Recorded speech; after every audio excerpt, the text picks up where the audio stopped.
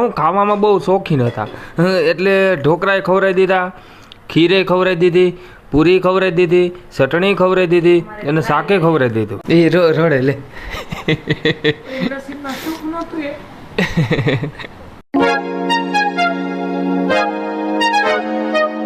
મિત્રો સ્વાગત છે તમારું નવા વ્લોગમાં. એટલે 2-3 દિવસથી તો જોવો કન્ટિન્યુ આમ નામ તમને એમ જ દેખાતું હોય કે વરસાદ આવશે.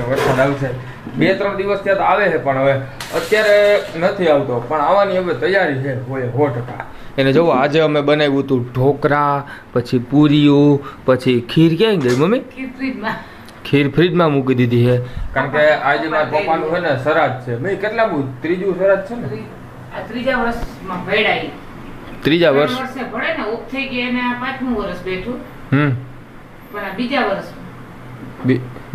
ત્રીજા વર્ષે ભળે, એટલે આમ જોઈએ તો ત્રીજું શ્રાદ્ધ કહેવાય. એટલે મારા પપ્પાનું આજે ત્રીજું શ્રાદ્ધ છે ને, તો જોવો એને પણ થાળી ધડી છે, કારણ કે હું ખાવામાં બહુ શોખીન હતા, એટલે ઢોકળાએ ખવડાવી દીધા, ખીરે ખવડાવી દીધી, પૂરી ખવડાવી દીધી, ચટણી ખવડાવી દીધી અને શાકે ખવડાવી દીધું. જો મસ્ત મજાનું છે ને ભાઈ. આઈ લ્યા હવે તો હે ને ભાઈ ફોટામાં આમ ખવડાવી દીધા, મોજ મજાથી. જીવતા બહુ ખાધું, ખાવામાં બહુ શોખીન હતા. અને મીઠું તો હે ને અમારા ઘરમાં બધા પહેલેથી એવું ખાય જ છે, એટલે મારી મમ્મીને હે ને હવે કહું આપણે બધાને કંટ્રોલ કરવો જોઈએ, બરોબર ને? મેં મીઠાનો અમારામાં હે ને હગામાં હમણાં ઓફ થઈ ગયા, તમારા બ્રાહ્મણને જમાડવાના હોય, બરોબર? તો આ વખતે અમે નથી જમાડ્યા, કારણ કે હગામાં ઓફ થઈ ગયા હોય ને તો એને હૂતક લાગે એવું કંઈક હોય. હા, એટલે એ બ્રાહ્મણ હોય ને એ અમારા ઘરે જમવા ના આવે. બાકી હર વખતે બધા બ્રાહ્મણને જમાડી દે, બાવાજીને જમાડી દે, બધાને એને અમે જેટલા આવે ને ભાઈ તેટલા અમે જમાડી જ દે. સાધુ કીધું તો એ લોકો ન પીગા સાધુ. હે સાધુ ન થાવ કેતી. હા એ સાધુ કોણ બારસ ને તો કે ફુગા હે તો આવશે, તો એના નામની ગાયને ખાઈ દઈ દીધી. તમારા નસીબમાં હોય ને ભાઈ એ જ થવાનું હે. આપણે ગમે એવડા તડફડિયા મારી લઈએ, ગમે એટલું કરી લઈએ, બરાબર? દવાખાનું ખરેખર ઓલા ખાના કહેવાય ને કે દવાખાનું, જેલ ખાનું, 3 ખાના કહેવાય ને કે ભાઈ ન્યા જિંદગીમાં કોઈ દી જવાય નહીં, કારણ કે ન્યા હે ને રૂપિયા ધોમ વપરાય. રૂપિયા તો વપરાય એ વાંધો નહીં, પણ તમારી છેલ્લા એન્ડના ઘડી જ હોય ન્યા બધી ઠેકાણે. જો પોલીસ ખાનું હોય તો ન્યા હે ને છેલ્લે સુસાઇડના કેસમાં ગયા હોય ને એવું બધું બન્યું હોય તો ન્યા ગયા હોય. દવાખાનું હોય તો તમારા શરીરમાં તકલીફ હોય, ન્યાય માણસ મરે, બરાબર? જેલખાનામાં જો કે કિડનેપ થઈ ગયા હોય, પછી કિડનેપ કરી લીધા હોય કોકે, અને સજા મળી હોય આખી જિંદગીની, બરાબર? તો ન્યાય માણસ મરી જાય છે. મિત્રો એક દિન સમય આપણે કહીએ ને તો ભાઈ કે બધાને હવ રીતના મહેનત કરવાની રહે જ. એક દિન સમય, એક ટાઈમ આવે.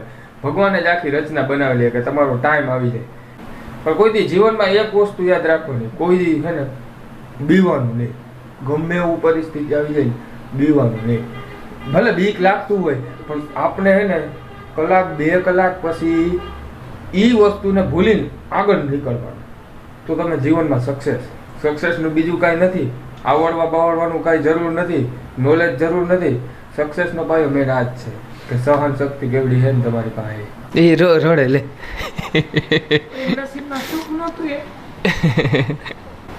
રડવાનું શું હોય?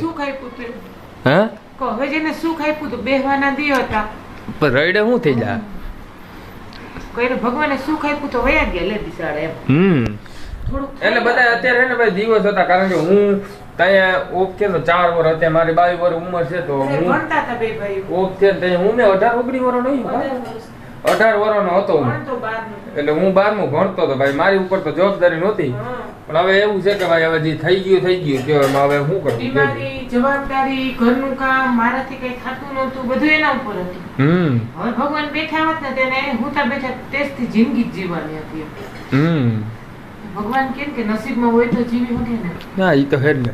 હવે મેં મોજ મજા કરી લેવાની, બરાબર? જીવનમાં આપણે મોજ મજા કરવા જ આવ્યા. ખાવું, પીવું, કમાવું, વાપરો, મોજ કરો. ટાઈમે સાંભળે જલસા.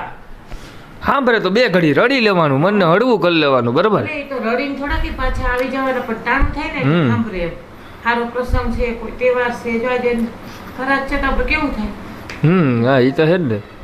4 વર્ષ કેમ ગયા ખબર પડી? ખબર તો પડી.